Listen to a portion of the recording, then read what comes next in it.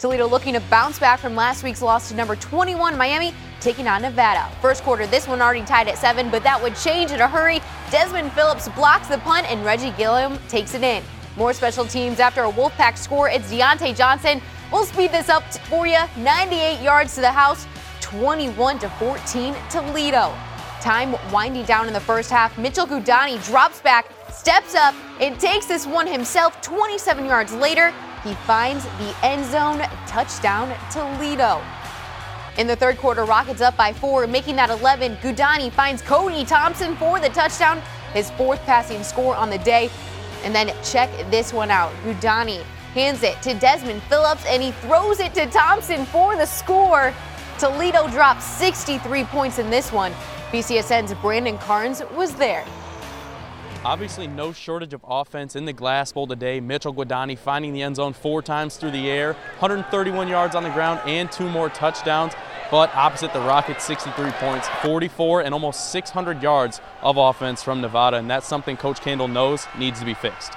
We're going to have to do a better job on defense of stopping the run. We're going to have to do a better job of when the other team's got a great wide receiver like they did, who they consistently try to get the football to. We're going to have to be able to take him away, yet be able to be sound in our run gaps. And we just got to go back, get the videotape evaluated, and find out what's best for us moving forward and how we're going to attack this thing, because we're going to have to play good defense down the stretch to win in our league.